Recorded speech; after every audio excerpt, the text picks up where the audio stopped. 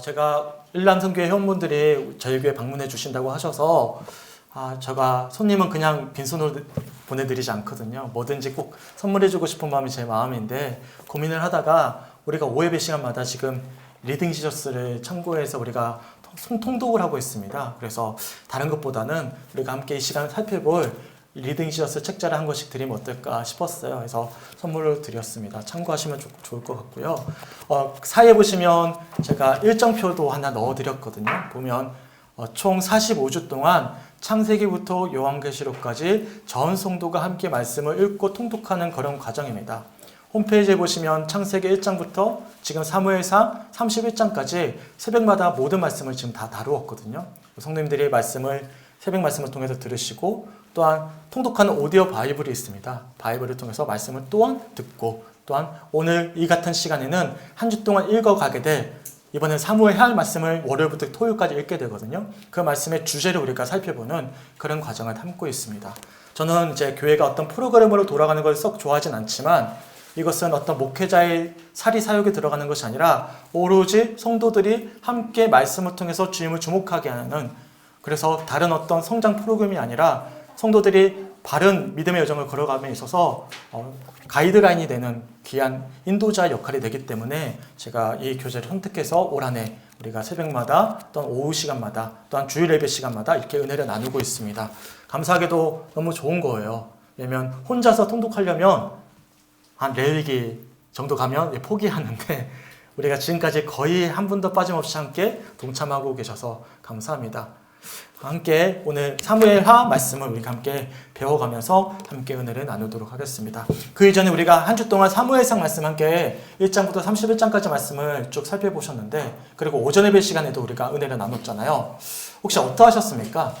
우리가 사사기까지는 굉장히 어려웠어요. 굉장히 우리의 마음을 무겁게 하는 말씀들이 이어졌다면 사무엘상 말씀은 아주 흥미진진한 말씀들, 그리고 희망이 보이는 거예요. 그동안은 너무나 암흑과도 같은 이스라엘 백성들의 제대 모습만 보았다면 이제 빛이 보이기 시작하는 것이죠. 하나님이 이제 왕을 세워주시고 그 왕을 통해서 어떻게 인도해 가시는지 그 빛을 보기 시작했던 그런 말씀이라서 저는 개인적으로 참 은혜가 되었습니다. 특별히 오늘 오전 예배 시간에는 다윗 왕이 왜 깨어진 그릇이 될 수밖에 없었는지 그 이유를 우리가 함께 살펴봤고요. 사울 왕에 대해서는 우리가 다다음 주 오후 예배 시간에는 이 스케줄이 없습니다. 보시면 아시겠지만 열왕기 상하가 묶어져서 한 번에 전하게 되어 있어요. 근데 열왕기 상하는 2주에 걸쳐서 읽어야 되거든요. 그래서 열왕기 하 말씀을 함께 나눌 그 시간에 사울 왕의 모습을 통해서 우리의 내면의 상처를 회복하고 또한 치유하심의 은혜를 갈망하는 그런 특별한 기도의 시간을 좀 가지고자 합니다. 그렇게 생각하시고 사울 왕에 관해서는 우리가 그 시간에 좀 자세히 다루도록 하겠습니다. 한번 여쭤볼게요. 사무엘상 말씀 읽으시면서 어떠하셨습니까?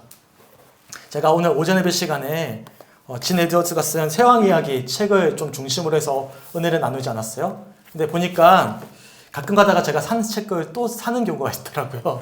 보니까 한 권이 더 있어요. 그래서 혹여나 사무엘상 말씀을 읽고 은혜가 됐던 부분을 간략하게만 말씀해 주시는 분이 계시면 제가 선물 드리겠습니다. 예. 네. 네. 감사합니다. 주사님. 네. 아니 저는 이 사무엘상을 읽으면서 참 재밌게 읽었고 드라마를 한 편 보고 맞아요. 네, 그렇게 읽었습니까? 네, 특별히 은혜가 됐던 부분이 있으세요? 특별히 은혜가 됐던 부분은 다윗을 보면서 네. 어떻게 견디고 참고 그렇죠. 그 죽일 기회가 있었음에도 불구하고 그렇게 했던 모습이, 그래서 하나님이 마음에 쏙 들어 하셨나? 네, 맞아요. 아멘. 깨어진 그릇이 됐기 때문에 진짜 감사합니다. 용기 있는 자가 받아갑니다. 네, 집사님 좀 나와서 받아가셨으면 좋겠습니다. 네. 흔히 오지 않는 기회입니다. 네. 감사합니다.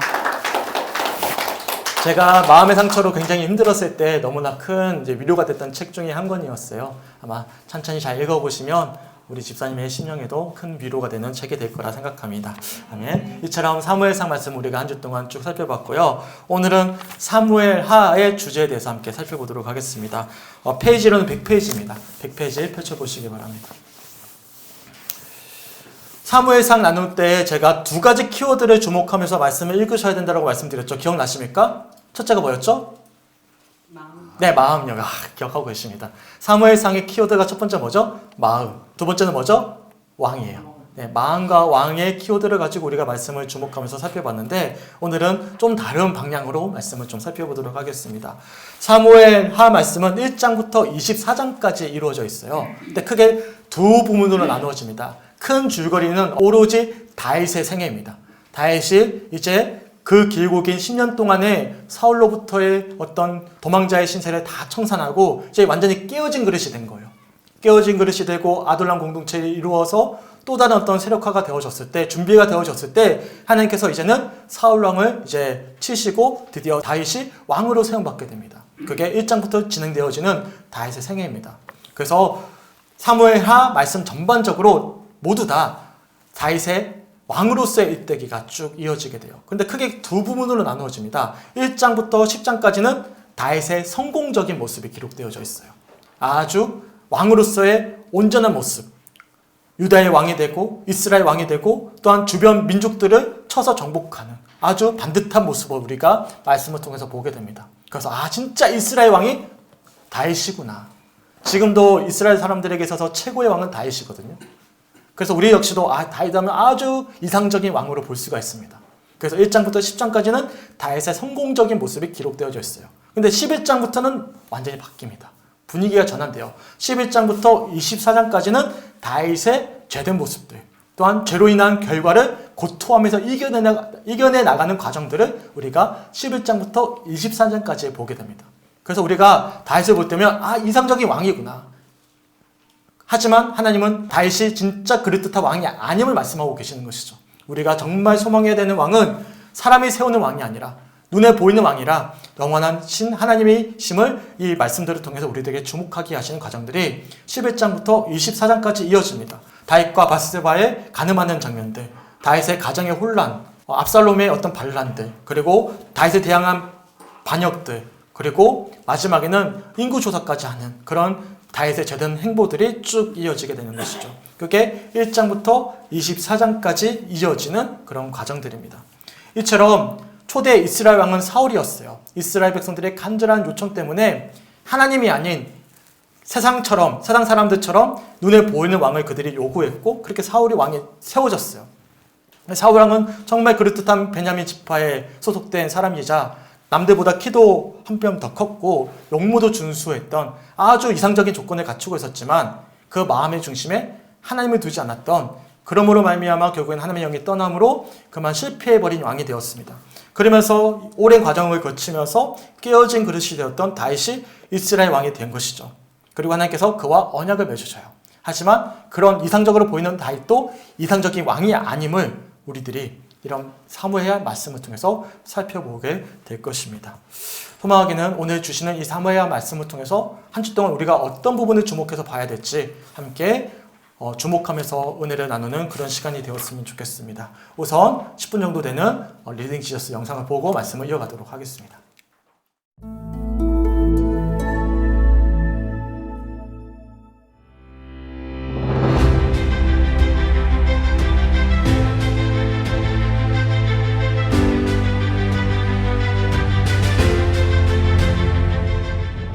이번 영상에는 리딩 지저스 2권의 세 번째 수업을 담았습니다. 오늘은 사무엘 상하에 기록된 다윗의 이야기를 통해 하나님께서 다윗에게 주신 언약과 은혜를 살펴보겠습니다. 사울은 백성들의 기대를 한 몸에 받으며 이스라엘의 초대왕으로 세워집니다. 그러나 하나님의 말씀을 저버리고 명령에 따르지 않는 실패를 반복합니다. 이에 하나님께서는 사무엘을 베들레헴에 사는 이새에게 보내시며 이새의 아들 중 한 명을 왕으로 세우실 것이라고 말씀하십니다. 이새의 큰아들 엘리압을 본 사무엘은 그의 용모를 보고 과연 왕이 될 만하다 생각합니다. 그러나 하나님은 이렇게 말씀하십니다. 내가 보는 것은 사람과 같지 아니하니 사람은 외모를 보거니와 나 여호와는 중심을 보느니라. 사무엘은 하나님의 뜻에 따라 들에서 양을 지키던 이새의 막내 아들 다윗을 부릅니다. 그리고 그의 머리에 기름을 부어 이스라엘의 새로운 왕으로 세웁니다. 이 사건 이후 구약 성경에서 가장 유명한 이야기가 펼쳐집니다. 바로 다윗과 골리앗의 이야기지요. 그럼 지금부터 함께 살펴보실까요?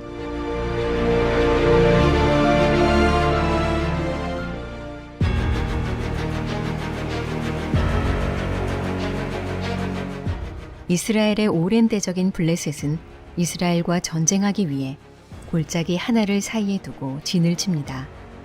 팽팽하게 긴장된 분위기 속 블레셋을 대표하는 장수 골리앗이 소리 지르며 이스라엘을 대표하는 자와의 1대1 결투를 요구합니다. 마땅히 그와 싸워야 할 사울왕은 두려움에 빠집니다. 골리앗의 위협적인 겉모습 때문이었죠. 그는 보통 사람보다 키가 2배나 큰 거인이었습니다. 게다가 각종 좋은 무기로 무장하고 있었습니다. 머리에 쓴 노투구, 온몸을 덮은 놋 비늘 갑옷, 다리에 찬 놋 각반, 어깨에 건 놋 단창. 들고 있는 창은 창날의 무게만 해도 엄청났죠. 사실 사울도 이스라엘의 모든 사람 중 가장 키가 컸고 좋은 무기들을 다 가지고 있었습니다. 골리앗과 싸우는 데 필요한 모든 것을 다 가지고 있었지만 정작 나가서 싸우지는 못합니다. 골리앗의 겉모습을 보고 얼어붙어 벌벌 떨고 있을 뿐이었죠. 이런 사울을 왕으로 받들던 이스라엘도 두려움에 사로잡힙니다. 골리앗은 장장 40일간 아침 저녁으로 이스라엘 군대 앞에서 그들을 모욕했지만 나서는 사람은 아무도 없었습니다. 하나님께서는 위협 앞에 떨고만 있는 이스라엘을 위해 골리앗의 적수를 보내십니다. 그 적수는 과연 누구일까요?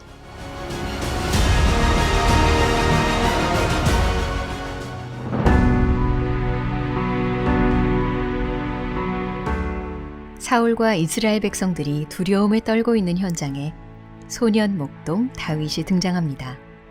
다윗은 즉시 골리앗의 겉모습 속에 숨겨진 핵심을 간파합니다. 이 할례받지 않은 블레셋 사람이 누구이기에 살아계시는 하나님의 군대를 모욕하겠느냐. 사울은 다윗의 겉모습만 보고 평가하면서 그가 골리앗과 싸울 수 없다고 말합니다. 그러나 다윗의 눈에 골리앗은 하나님께 대적하려는 큰 짐승에 불과했습니다. 자신을 사자와 곰과 싸워 이기게 하셨던 하나님께서는 골리앗을 그 짐승들처럼 만드실 것이었습니다. 다윗은 사울이 준 갑옷을 뒤로 한 채 양을 지킬 때 사용하던 목자의 장비만 가지고 나아갑니다. 골리앗의 5종류 무기와 대조되는 물맷돌 5개를 주워들고 골리앗 앞에 선 것입니다. 골리앗은 변변한 무기조차 갖추지 않은 소년 다윗의 용모를 보고 그를 업신여깁니다. 그러나 다윗은 싸움의 승리가 자신의 탁월함이나 무기가 아닌 하나님께 있다는 확신이 있었습니다. 너는 칼과 창과 단창으로 내게 나아오거니와 나는 만군의 여호와의 이름 곧 네가 모욕하는 이스라엘 군대의 하나님의 이름으로 내게 나아가노라. 싸움은 막상 시작되자마자 간단히 끝나버립니다. 다윗은 물맷돌 단 1개로 거인 골리앗을 쓰러뜨리고 엎드러진 그의 목을 베었습니다. 골리앗의 최후는 마치 머리가 잘린 채 하나님의 언약궤 앞에 엎드러진 다곤 신상과 같은 모습이었습니다. 결국 블레셋은 하나님을 모욕한 비참한 결과를 맞게 되고 이스라엘은 다윗의 승리를 함께 경험합니다.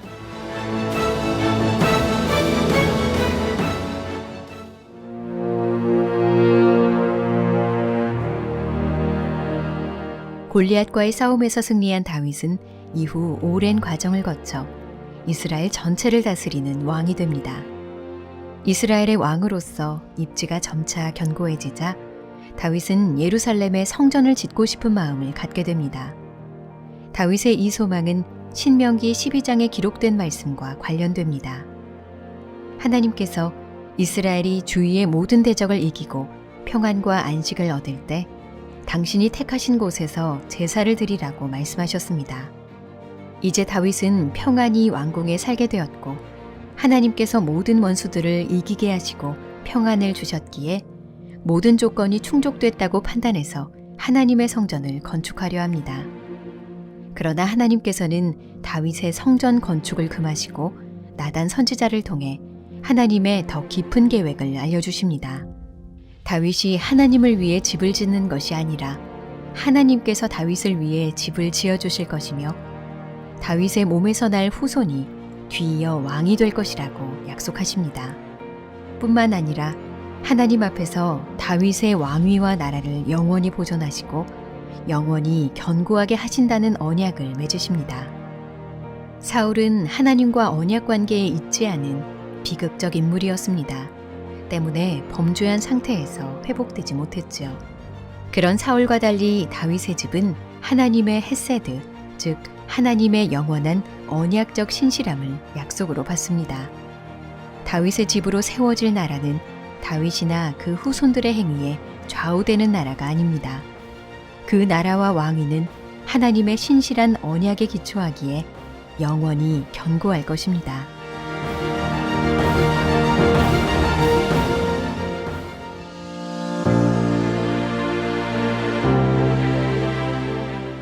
다윗은 하나님의 놀라운 언약을 받고 감사의 고백을 쏟아냅니다.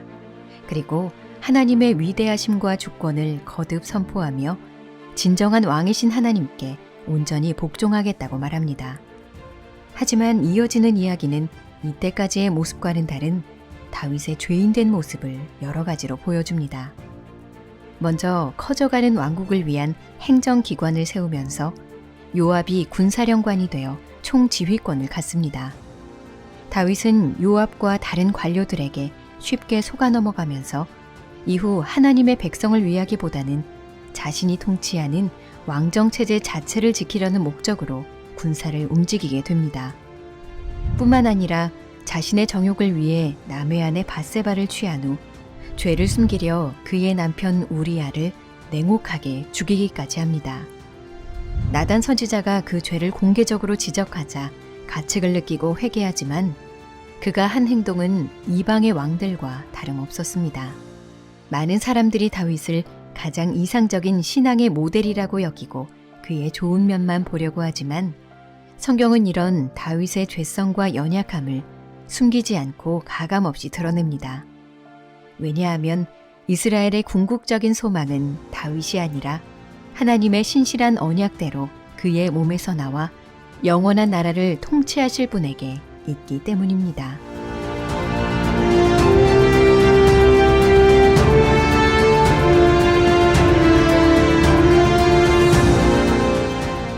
다윗과 그의 삶은 우리로 하여금 예수 그리스도를 바라보게 합니다. 이스라엘을 대표해 골리앗을 쓰러뜨리는 승리자로서의 모습은 우리의 구원자 되신 그리스도를 미리 보여줍니다. 그리고 참담한 죄인으로서의 다윗의 모습은 완전한 왕으로 오실 그리스도를 소망하게 합니다. 다윗의 자손으로 오신 예수님께서는 자신의 죽음과 부활로 얻은 승리의 유산을 그의 백성에게 나눠주십니다. 하늘과 땅의 모든 권세를 받으신 열방의 왕이신 그리스도를 통해 하나님께서 다윗과 맺으신 언약이 성취된 것입니다. 예수님은 그 언약에 따라 영원히 견고할 나라를 다스리실 것입니다.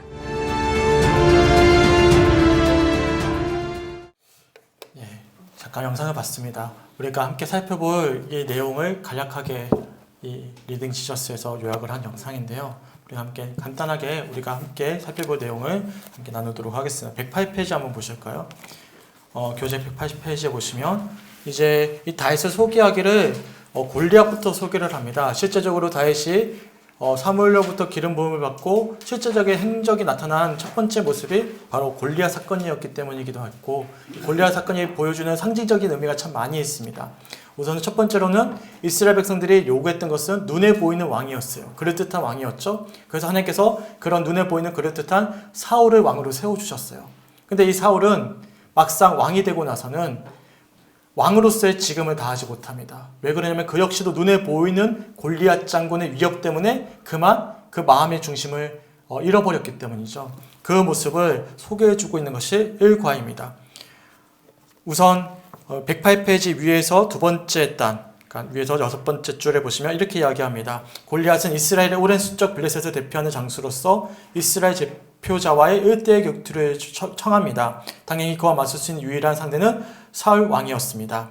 애초에 이스라엘 백성이 왕을 원했던 이유가 바로 이럴 때 백성 앞에서 싸워주는 사람을 원했기 때문입니다. 하지만 사울 왕은 나서지 않습니다. 전투 현장에서 그의 모습은 보이지 않았습니다. 그러니까 이스라엘 백성들은 눈에 보이는 왕을 원했어요. 그럴듯한 왕. 세상에 내놔도 아주 비교해서 꿀리지 아니하는 그런 왕을 요구했고, 하나님은 그들의 바람대로 사울을 택하여 주셨습니다. 보시면 아시겠지만 하나님은 후에 다윗과 언약을 맺으시거든요. 하지만 사울에게 기름을 부어주시고 사울과 언약 맺는 장면은 없으십니다. 무슨 말씀이냐면 하나님께서 사울을 세워주신 것은 하나님의 계획이 아니라 이스라엘 백성들의 바람대로 바람을 그냥 응해주신 것이 전부였던 것이죠. 그들이 바라던 왕을 세워주었던 것입니다. 중요한 것은 이 사울은 아주 그럴듯한 외형적인 모습을 가지고 있었지만 그 마음의 중심에는 하나님을 두지 않는 그런 자였음을 우리들이 이어지는 말씀들을 통해서 살펴볼 수가 있는 것이죠. 중요한 것은 눈에 보이는 것이 아니죠. 하나님이 뭘 보시는 거예요? 우리의 마음의 중심을 보시는 것입니다. 109페이지 중간에 보시면 사무엘상 16장 7절, 사무엘상에서 제일 중요한 구절 중에 하나죠. 이게 기록되어져 있는데 109페이지 중간에 있는 사무엘상 16장 7절을 우리 한 목소리 한번 읽어봤으면 좋겠습니다. 시작. 사람은 메모를 보거니와 나 여호와는 중심을 보느니라. 아멘. 하나님은 지금 우리의 뭘 보고 계신다고요? 중심, 마음의 중심을 보고 계신다라는 사실이죠. 중요한 사실은 이 사울의 마음의 중심에는 사실상 하나님이 자리하지 않았고 지극히 세상적인 시선만이 그 마음을 사로잡고 있었던 것입니다. 그러다 보니까 골리앗의 아주 자신보다 훨씬 큰 장대한 체구와 무기와 군대를 보고는 그만 주눅들어 버린 것입니다. 그래서 그 왕으로서의 직임을 다하지 못하는 모습이 일과에 우리들에게 소개되어지고 있어요.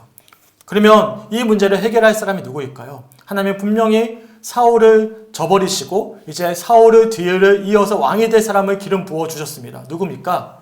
바로 다윗이었어요. 그래서 이과에 보시면 이 골리앗과의 이 전투 속에서 해결할 사람이 등장하는데 바로 미리 기름 부음을 받았던 다윗이라는 한 목동, 이 막내 아들이 등장하게 되는 것이죠.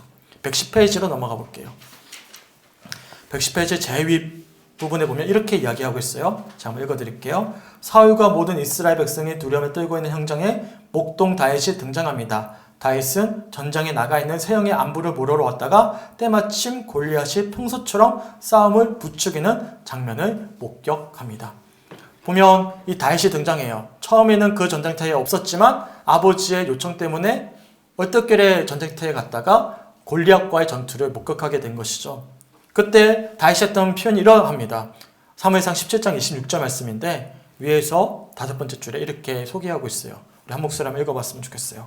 시작. 이 할례 받지 않은 블레셋 사람이 누구이기에 살아계시는 하나님의 공대를 모욕하겠느냐. 아멘. 다윗의 시선이 사울과 분명히 달랐음을 우리들이 알 수가 있는 것입니다. 사울은 지극히 인간적인 시선으로 판단하고 비교했어요. 그렇기 때문에 주눅이 들어버렸죠. 실제로 다윗이 싸움터에 나가지 못하는 골리앗의 위풍당당한 태도 속에서 1대1로 나가지 못하는 그 이스라엘 백성들의 군대를 보고는 자신이 나가겠다라고 이야기를 합니다. 그때 사울이 어떻게 하죠? 말려요. 택도 없는 행동하지 말라고. 다윗을 말립니다. 그럼에도 불구하고 다윗의 시선이 달랐던 거예요. 그 마음의 중심이 누가 계셨기 때문이죠? 하나님이 함께하고 계셨기 때문입니다. 그리고 실제로 다윗이 사울에게 당당하게 선포하고는 싸움터로 나갈 때 사울이 어떻게 하냐면 막 장비를 채워줘요. 이게 우리가 어린 시절에 교회학교에서 그런 장면 보셨는지 모르겠지만 이 다윗을 굉장히 어리게 표현하면서 너무나 큰 투구를 썼기 때문에 그 투구가 안 맞아서 못 쓰고 갔다라고 우리가 많이 배우지 않았습니까? 기억나세요? 보면 어린 다윗이 너무나 큰 투구를 쓰고 방패를 써서 그게 착용이 안 됐다라고 생각할 수 있겠지만 당시에 다윗은 그런 소년이 아니었어요. 어린아이가 아니었어요. 소년이었습니다. 장비를 찰 수 있었어요. 충분히 사울이 주는 좋은 무기와 투구와 방패를 들고 싸움터로 나갈 수 있었지만 다 내버려 두게 합니다. 내가 평소에 의지하던 하나님과 함께 평소에 자신이 던지던 물맷돌만 가지고 간 거예요. 담대한 확신이 있었던 거예요. 어디서부터 비롯된 것입니까? 일상 속에서 그가 날마다 주님과 함께 했고 그런 과정들 속에서 훈련되어졌기 때문에 그렇게 준비되어진 자이기 때문에 그렇게 담대하게 이야기할 수 있었던 것이죠. 그래서 그는 물맷돌만 가지고 골리앗과 싸우러 나아가게 됩니다. 그리고 이렇게 선포하죠. 112페이지 중간에 보시면 사무엘상 17장 45절 말씀을 삽입해 두고 있습니다. 112페이지 밑에서 두 번째 단에 보시면 보이시죠? 사무엘상 17장 45절 우리 한 목소리 한번 읽어보겠습니다. 시작. 다윗이 블레셋 사람에게 이르되 너는 칼과 창과 단창으로 내게 나아오거니와 나는 만군의 여호와의 이름 곧 내가 모욕하는 이스라엘 군대의 하나님의 이름으로 내게 나아가노라. 아멘. 너무나 멋있는 표현이지 않습니까? 만군의 여호와의 이름, 하나님의 군대, 하나님의 이름으로 내가 나가겠다라고 선포하고 있음을 우리들이 이 표현을 통해서 알 수가 있는 거예요. 이런 담대함은 어디서부터 비롯되어졌다고요? 일상 속에서 그가 이미 훈련되어졌기 때문이죠. 그가 목동 생활을 하면서 날마다 주님을 찬양하고 또한 훈련되어진 그런 과정들을 통해서 물맷돌만 있어도 맹수들을 물리쳤기 때문에 그런 일상 속에서의 은혜가 있었기 때문에 그는 골리앗과의 전투에서 승리할 수가 있었던 것입니다. 하나님을 의지하며 승리할 수가 있었던 것이죠. 굉장히 중요한 포인트입니다. 무엇이냐면 다윗이 날마다 주님을 주목하는 삶을 살아왔다는 거예요. 달리 표현하면 다윗에게 있어서 왕은 누구죠? 하나님이셨어요. 마음의 중심에 하나님을 두고 있었던 것입니다. 근데 이런 모습이 깨어지는 사건이 기록되어져 있어요. 그게 뭐냐면 사무엘하 11장 이후로 기록되어집니다. 그게 성전을 세우고자 하거든요. 아주 평안함을 누리게 돼요. 그래서 평안함 속에서 이제 성전을 세우고자 하는데 이것이 너무나 그럴듯하고 너무나 좋은 고백이었지만 이것은 안정을 찾고자 했던 것입니다. 그런 성전을 채우고자 하는 과정 속에서 하나님의 언약을 맺어주셨지만 이 안정을 추구하고부터 다윗이 눈을 달리 돌리기 시작해요. 날마다의 주님을 주목하는 시선에서 이제는 자신이 왕이 되어버립니다. 그 과정 속에서 밧세바를 범하는 그 죄된 모습들이 계속 이어지게 되는 거예요.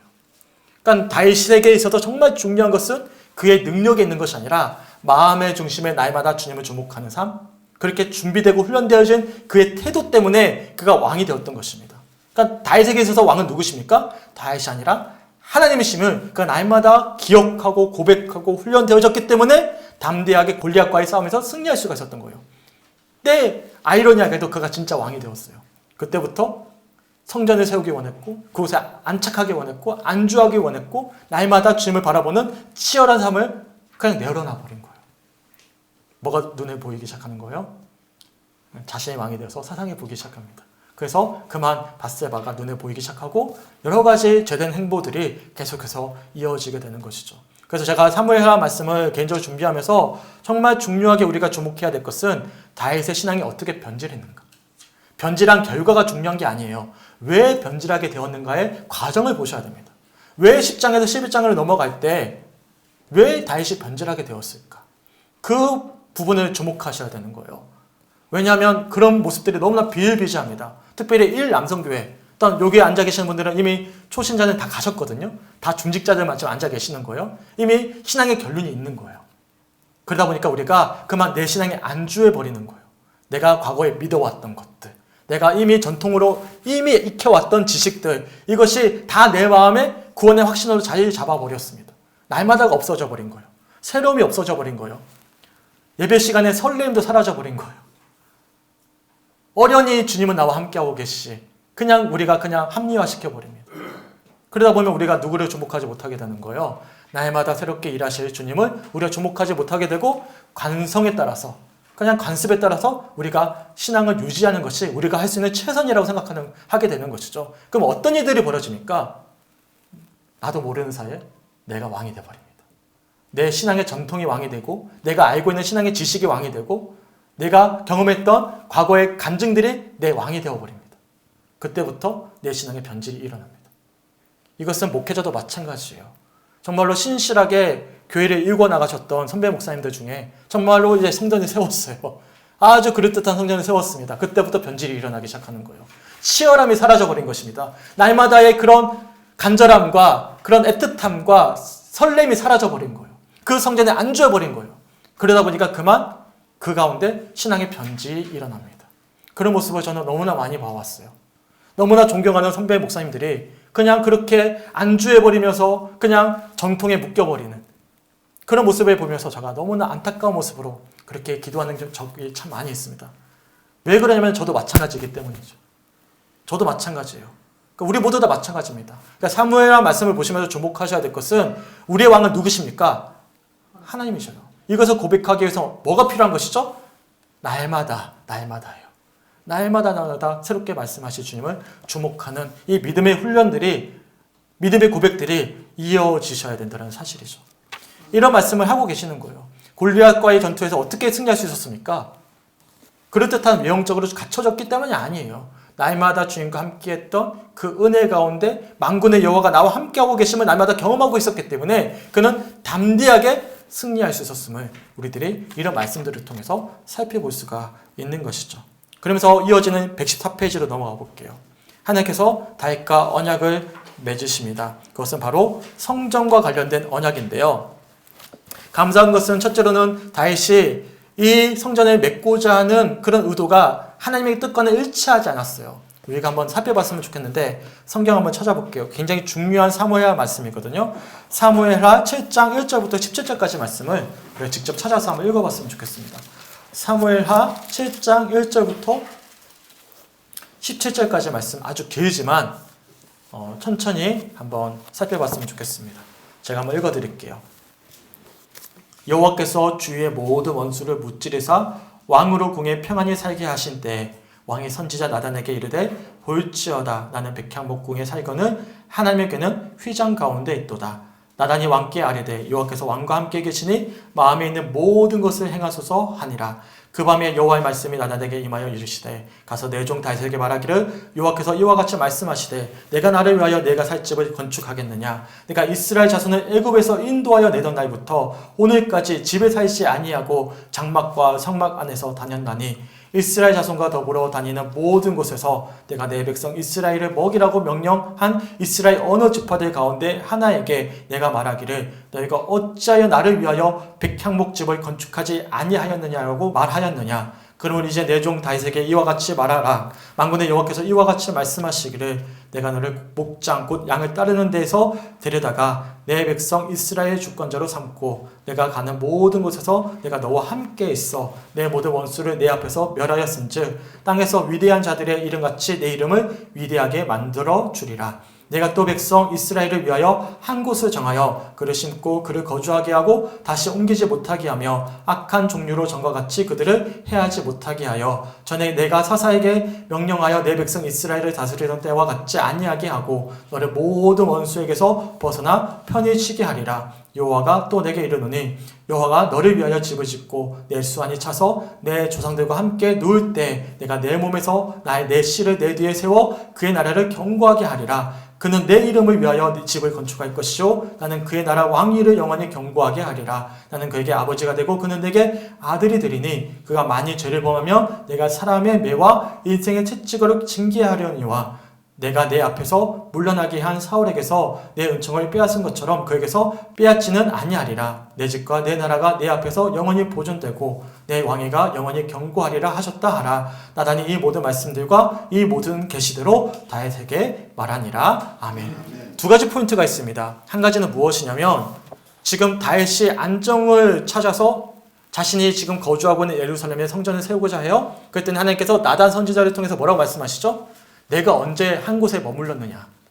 성막을 짓고 날마다 너희들이 가는 곳에 함께 했다. 날마다 은혜를 너희가 잊어서는 안 된다라고 강조하고 있는 거예요. 그게 첫 번째 포인트입니다.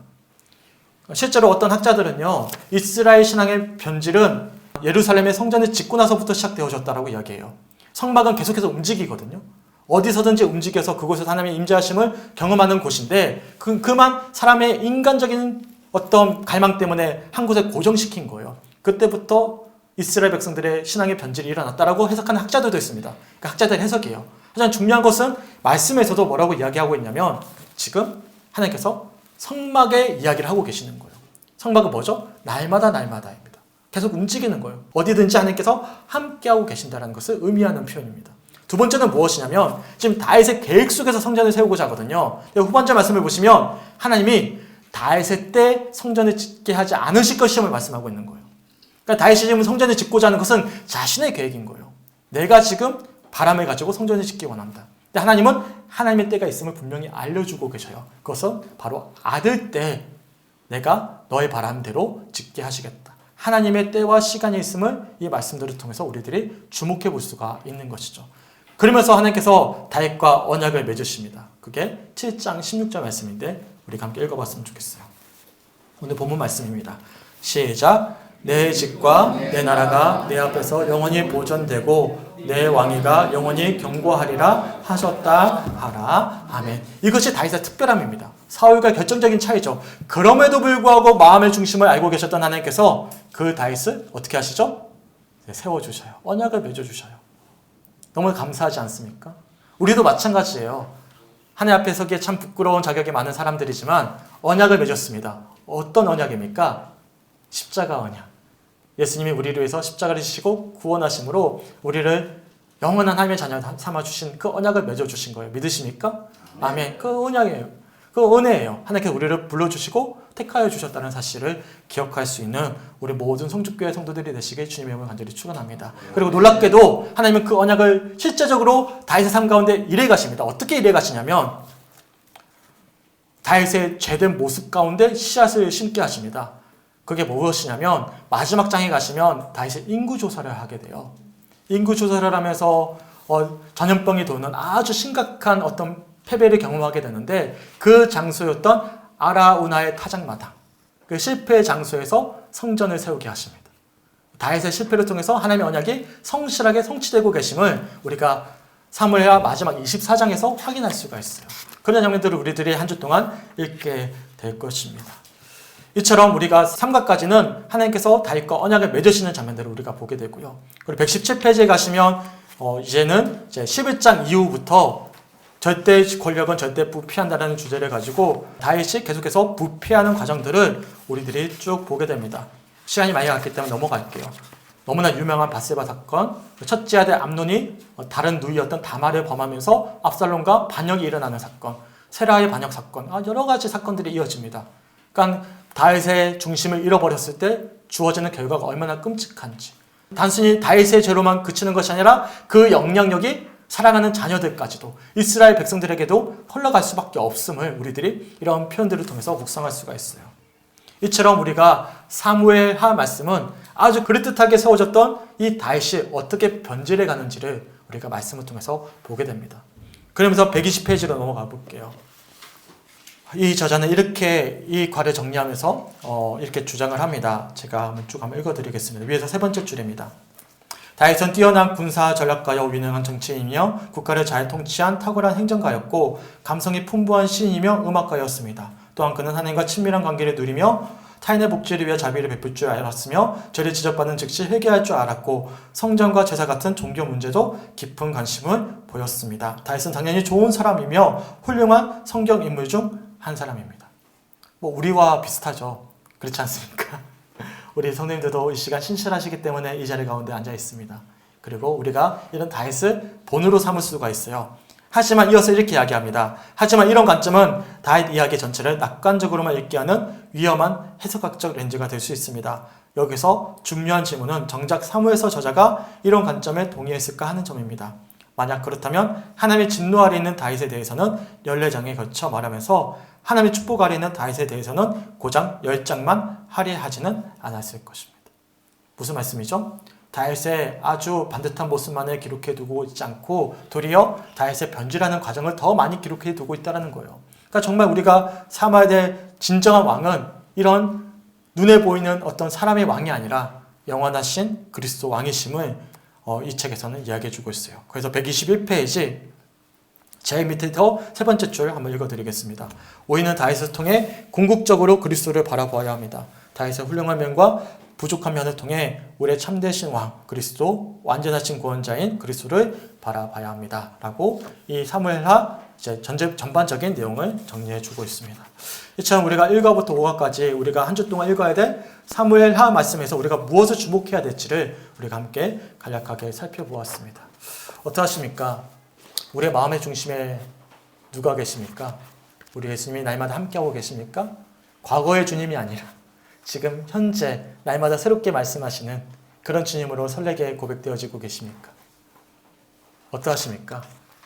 우리가 놓치지 말아야 돼요. 특별히 오랫동안 잘 믿는 성도들, 헌신하는 성도들이 더 우리가 기억하셔야 됩니다. 우리에게 오직 왕은 누구십니까? 예수 그리스도. 우리가 주목해야 될 분은 누구십니까? 오직 예수님. 그 주님과 날마다 함께할 때야만 비로소 우리는 세상에 동질되어지지 아니하고 변질하지 아니하고 날마다 신실한 믿음의 여정을 걸어갈 수 있다는 사실을 기억할 수 있는 우리 모든 성주교회 성도님들, 또한 구미제일교회 1남성교회 회원들이 되시게 주님의 이름으로 간절히 축원합니다. 그래서 리딩 지저스잖아요. 예수님을 읽는다라는 주제입니다. 웨스트민스터 교수들이 쓴 책인데요. 우리 역시도 사무엘 말씀을 통해서 예수님을 읽어갈 수 있는 그런 한 주간의 묵상의 여정이 되시게 주님의 이름으로 간절히 축원합니다. 아멘. 우리 함께 찬양했으면 좋겠습니다. 우리 함께 찬양했던 찬양인데요. 은혜 아니면 살아갈 수가 없네. 호흡마저도 다 주의 것이니 오직 예수뿐이네. 오직 예수님만을 의지하면서 날마다 은혜 가운데 살아가길 원합니다. 함께 결단하고 찬양할 수 있는 우리 모든 성주교회 성도들이 되시길 바랍니다. 우리 함께 주셨던 말씀을 기억하시고 어떤 은혜를 사모하면서 함께 찬양하겠습니다.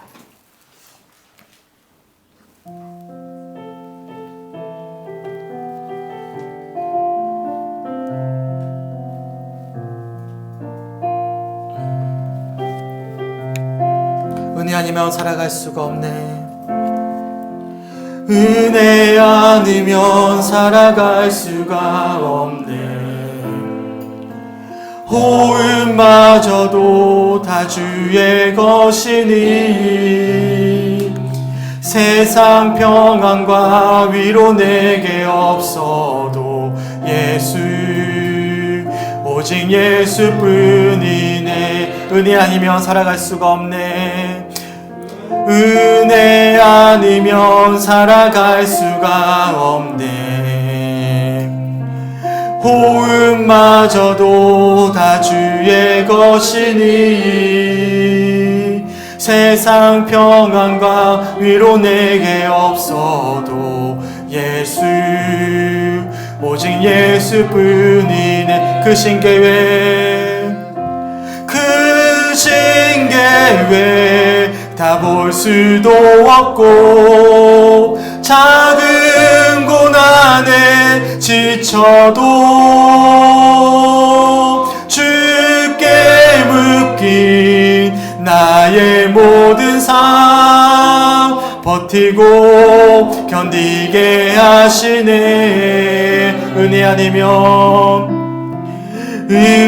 아니면 살아갈 수가 없네. 나의 모든 것 다 주께 맡기니 참된 평안과 위로 내게 주신 주 예수 오직 예수뿐이네. 그 신계획 다 볼 수도 없고 그 신계획 다 볼 수도 없고 작은 고난에 지쳐도 주께 묶인 나의 모든 삶 버티고 견디게 하시네. 은혜 아니면 살아갈 수가 없네. 은혜 아니면 살아갈 수가 없네. 나의 모든 것 다 주께 맡기니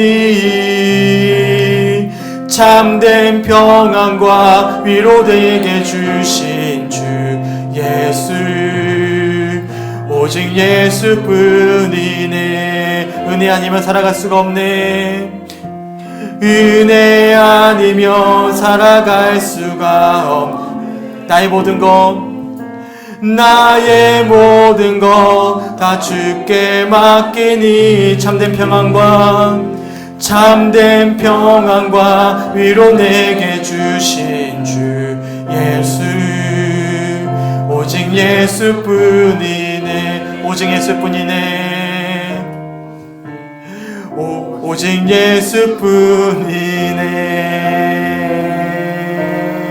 예수뿐이네. 함께 기도했으면 좋겠습니다. 오늘 오전부터 주셨던 말씀들을 기억하셨으면 좋겠습니다. 왜 하나님께서 그 10년 동안에 아버지 사울이라는 그 상처난 사람을 통해서 다윗의 마음을 깨트려 가셨는지, 주님께서 우리의 마음을 깨트려 가시고 깨어진 그릇을 통해서 하나님께서 또한 깨어진 사람을 만나게 하시고 또한 진정한 왕이 누구신지를 알아가게 하시는 그런 귀한 하나님의 여정이었음을 우리가 오전 말씀을 통해서 살펴보았는데, 주님, 우리가 깨어진 그릇이 되어지기 원합니다. 깨어진 교회가 되어지기 원해서 깨어진 하나님의 사람들, 세상의 사람들 품을 수 있는 그런 교회요 성도가 되어지게 하여 주시옵소서. 더 나아가서 한 주 동안 사무엘하 말씀을 함께 읽게 됩니다. 주님, 다윗의 첫 모습처럼 마음의 중심에 하나님을 두게 하셔서 아버지 날마다 새로운 은혜를 가지고 날마다 주님밖에 없음을 고백하며 살아갈 수 있는 삶이 될 수 있도록 인도하여 주시옵소서. 혹여나 우리의 지나왔던 믿음의 모습이 사무엘하 후반절에 나오는 다윗의 모습처럼 그만 신앙의 관습에 그만 머물러 버려서 그만 우리의 신앙의 그 순전함과 보안 설렘을 다 잃어버리진 않았는지를 돌아보며 주님, 우리의 완악함을 용서하여 주시옵소서. 다시 한 번 더 새로운 마음을 가지고 날마다 아버지 월요일부터 시작되어지는 사무엘 말씀을 붙잡고 살아있는 믿음의 여정을 걸어가기 간절히 소망합니다. 설레임으로 다가오시는 주님의 은혜 가운데 날마다 새로운 은혜 가운데 살아내기 간절히 소망합니다. 또한 새롭게 일해 가실 주님을 소망합니다 라고 함께 오전과 오후 예배 말씀을 기억하면서 기도해 주셨으면 좋겠습니다. 마지막으로 우리 구미제일교회 1남성교회 회원들을 위해서 함께 기도해 주셨으면 좋겠습니다. 우리 지방에서 가장 귀한 역할을 감당하고 있는 우리 구미제일교회, 특별히 1남성교회 가운데 함께 하여 주셔서 하나님께서 특별히 그 역할을 감당할 수 있도록 은혜를 더해 주셨는데, 그 책임을, 그 사명을 소홀히 여기지 아니하고 게을리 여기지 아니하고 최선을 다해서 하나님 섬길 수 있도록 인도하여 주시옵소서. 날마다 은혜를 더해 주셔서 아버지 구미제일교회를 통해서 아버지 너무나 연약한 이 경북 서울지방의 모든 교회들의 그 은혜가 부흥이 일어날 수 있도록 주님 역사하여 주시고, 이 일남성교회 회원들이 찾아가는 교회들마다 그런 부흥의 씨앗을 섬길 수 있는 역할을 감당할 수 있도록 새해 허락하여 주시옵소서. 우리 함께 기도했으면 좋겠습니다. 오늘 주셨던 말씀을 붙잡고 함께 기도하겠습니다. 하나님 아버지, 너무나 감사합니다. 하나님 은혜 가운데 함께 하시고 붙잡아 주셔서 아버지 오전과 오후 예배의 말씀 가운데 함께 하여 주시고 하나님 은혜를 사모하게 하시고 말씀을 나누게 하심에 주님 너무나 감사합니다. 오전에 말씀 주셨던 것들을 기억하면서 우리가 왜 깨어진 사람들을 통해서 우리의 마음이 깨어질 수밖에 없는지, 우리 하나님께서 왜 우리의 마음을 깨트려 가시는지 아버지 말씀을 통해서 깨닫게 하시면 너무나 감사합니다. 사울의 모습을 통해서 속사람의 사울이 깨어졌던 다윗처럼 아버지 우리가 만나는 아버지 그 우리의 마음을 아프게 하는 이들을 통해서 우리 마음 가운데 도사리고 있는 아버지 우리의 숨겨진 모습들이 깨어지게 하여 주시고, 아버지 깨어진 10년 가운데 오직 예수 그리스도의 놀라운 사랑만 갈망하게 하여 주셔서 아버지 우리처럼 깨어진 사람들을, 그 영혼들을 아버지의 마음으로 품을 수 있는 우리 교회와 아버지 우리 성도들의 한 주간 삶 될 수 있도록 인도하여 주시옵소서. 주님, 우리가 저런 아버지의 마음 가지고 살아내기 간절히 원합니다. 십자가를 지셨던 그 주님의 마음을 가지고 살아내기 간절히 소망합니다. 그래서 만나는 이들에게 아버지의 마음으로 품을 수 있도록 인도하여 주시고, 우리를 공격하는 자들에게 창을 함께 던지는 것이 아니라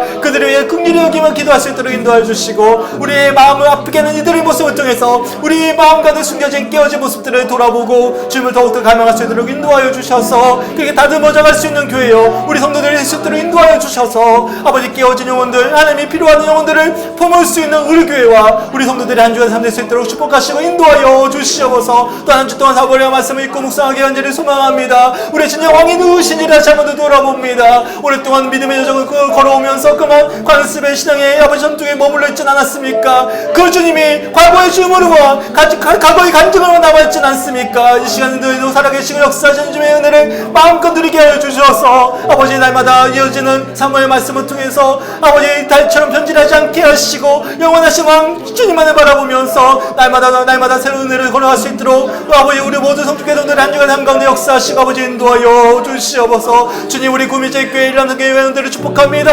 아버지 그들이 걸어가는 발걸음마다 부흥의 씨앗이 심겨지게 하시고 아버지의 사랑이 심겨지게 하여 주셔서 경북서 지방의 이 연약한 아버지 각 지방마다 교회들마다 하나님의 은혜가 아버지 그들의 섬김을 통해서 그들과 함께하는 예배를 통해서 되살아날 수 있도록 인도하여 주시고, 주셨던 사명들을 아버지 게을리 여기지 아니하고 최선을 다해 감당함으로 말미암아 주께 영광 올려드릴 수 있는 일남성교회 회원들이 될 수 있도록 주님 역사하여 주시옵소서. 아버지 우리 교회 위에도 함께하여 주시고 이 성지 땅에서 감당해야 될 역할들을 온전히 감당함으로 말미암아 열방까지 복음을 전하는 일에 아버지 최선을 다할 수 있는 그런 살아있는 교회가 될 수 있도록 한 주간 삶 가운데 함께하여 주시옵소서. 아버지 인도하여 주시옵소서.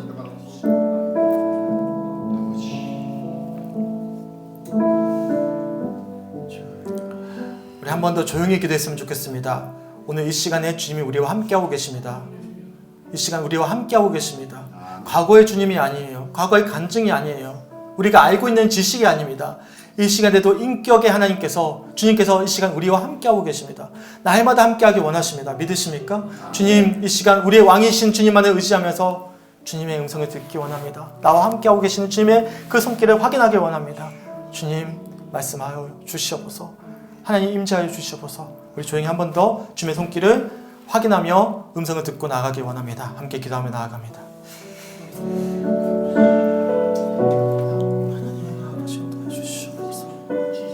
하나님, 우리 모든 성도들의 심령 가운데 이 시간을 인정하여 주시옵소서. 예수님 함께하여 주시옵소서. 하나님, 세상에 지탄받는 그 수많은 그리스도인들이 아니라 하나님 이 시간에 살아계신 주님과 동행함으로 말미암아 주시는 감동에 정직하게 반응하면서 살아가는 그리스도인들이 되어지기 간절히 소망합니다. 우리의 삶을 통해서 이리 가시는 주님의 손길을 확인하기 원합니다. 이 시간에도 역사하시는 주님, 함께하고 계시는 주님, 그 주님의 은혜를 붙잡고 나아가기 간절히 소망합니다. 주님, 이 시간 말씀하시옵소서. 주님 하시기 인도하여 주시옵소서. 우리 오늘의 아버지 영이 살아나게 하여 주시옵소서. 영안이 열리게 하여 주시옵소서. 귀가 열리게 하여 주시옵소서. 날마다 말씀하시는 아버지의 음성과 그 은혜를 확인하면서 하나님이 함께 하시기, 주님이 나의 왕이시기에 아버지 담대한 믿음을 가지고 날마다 그 은혜 가운데 감격하며 살아낼 수 있는 그 주 하나님의 자녀들 될 수 있도록 인도하시고 붙잡아 주시옵소서. 주님 인도하여 주시옵소서. 주님 너무나 감사합니다. 오늘 오전과 오후 예배 가운데 함께 하시고 특별히 오후 예배를 마치며 기도하는 이 순간에 주님의 마음을 다시 한 번 더 우리의 마음 가운데 새겨주심에 주님 너무나 감사합니다. 한 주 동안 말씀을 붙잡고 사모의 말씀을 읽고 묵상할 때마다 진정한 왕이 되시는 주님만을 소망하면서 죽어있는 신앙이 아니라 날마다 살아있는 그 주님과 동행하는 그런 새로운 설렘을 가지고 다시 한 번 더 새롭게 출발하는 한 주간의 삶 되어지길 간절히 소망합니다. 주님 함께하여 주시옵소서. 특별히 구미제일교회 일남성교회 회원들 축복합니다. 그들의 헌신과 그들의 섬김을 통해서 주님 영광 받아주시고 죽어있는 교회들이 살아나게 하시고 죽어있는 성도들이 살아나게 하시며 부흥의 불길이 되어질 수 있도록 그들의 삶 가운데 역사하여 주시옵소서. 열정을 다해서 열심을 다해서 주셨던 사명을 끝까지 완수할 수 있는 일남성교회 회원들이 되게 하시며 또한 그런 섬김을 받은 우리 교회 역시도 맡겨주셨던 사명들을 온전히 감당하는 한 주간이 될 수 있도록 주님 축복하여 주시옵소서. 감사드리며 우리를 사랑하시는 예수 그리스도의 이름으로 간절히 기도드렸습니다. 아멘.